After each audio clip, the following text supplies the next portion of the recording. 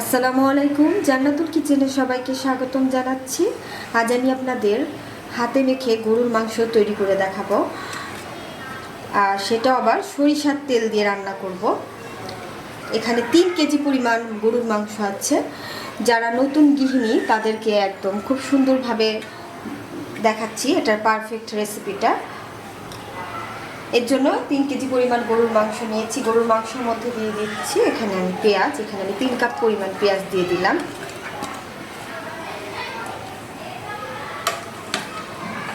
রসুন দিয়ে দিচ্ছি বাটাটা হাফ কাপের মতো। আর এখানে আমি একটু রসুন ছেঁচাও ইউজ করব। পুরোটাও ছেঁচা ইউজ করতে পারেন, আবার বেটেও দিতে পারেন। আর এটাও আমি দিয়ে দিচ্ছি প্রায় হাফ কাপের মতো। আর এখানে আমি আদা বাটা দিয়ে দিচ্ছি। আদা বাটা দিয়ে দিব 3 টেবিল চামচ পরিমাণ।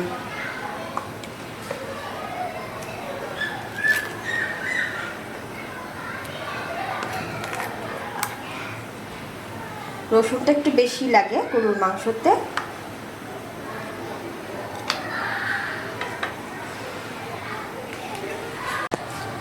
ধনিয়ার গুঁড়া দিয়ে দিব এইরকম 4 চামচের 3 চামচ পরিমাণ।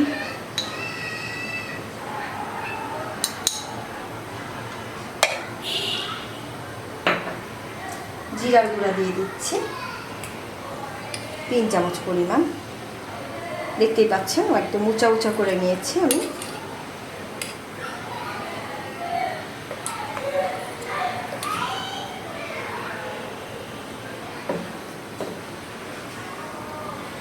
এবার শুকনা মরিচের গুঁড়া দিয়ে দিব। ঝালটা আপনাদের টেস্ট অনুযায়ী দিবেন, যে যেমন ঝাল খেতে পছন্দ করেন। আমি 3 চা চামচ ইউজ করছি।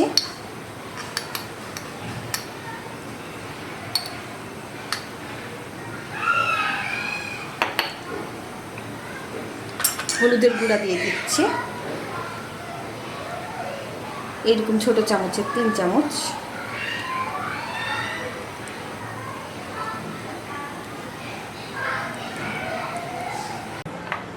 লবণ দিয়ে দিচ্ছি 3 চা চামচ পরিমাণ। এখানে আমি তেজপাতা দিয়ে দিচ্ছি 3-4টা, একটু চিড়ে নিলাম। 2 টুকরা দারচিনি দিয়ে দিলাম। এলাচ দিয়ে দিলাম 6-7টা। সরিষার তেল দিয়ে দিচ্ছি এখানে 1 কাপ পরিমাণ।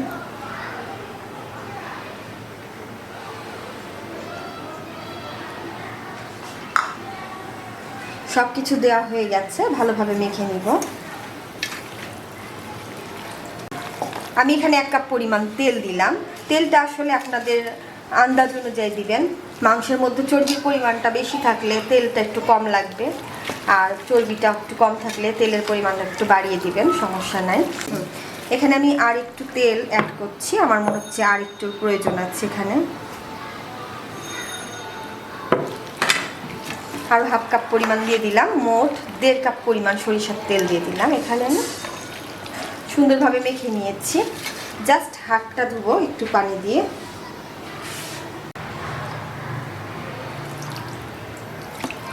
এবার এটাকে আমি চুলার মধ্যে বসিয়ে দিচ্ছি। আর চেষ্টা করবেন গরুর মাংসটা একদম টাটকা নেওয়ার। এটা একদম টাটকা গরুর মাংস। আমি মাংসটা ঢাকনা দিয়ে ঢেকে চুলায় এরকম কষতে দিয়েছিলাম। দেখতেই পাচ্ছেন এর মধ্যে কিন্তু অনেক পানি বের হয়েছে। এক্সট্রা করে আর কোনো পানি দেওয়ার প্রয়োজন নাই। চুলার আঁচটা কমিয়ে এটাকে আমি কষিয়ে কষিয়ে রান্না করব। আমি এবার ঢাকনাটা উঠিয়ে নিচ্ছি, আর মাংসটাকে আমি মাঝে মাঝে নেড়ে দিয়েছি। এটা তৈরি হয়ে গেছে। গরম মশলার পাউডার দিয়ে দিচ্ছি এর মধ্যে আমি।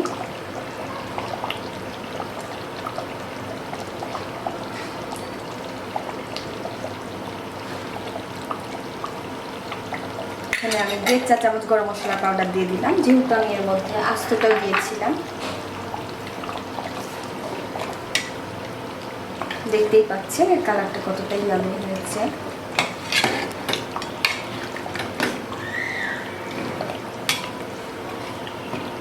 এবার এটাকে আরও 10 মিনিটের মতো ঢাকনা দিয়ে দিব।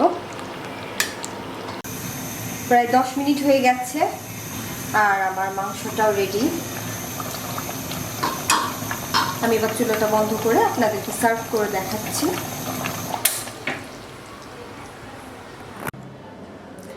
তৈরি হয়ে গেল দারুণ মজাদার আর খুবই সুস্বাদু গরুর মাংসের ভুনা।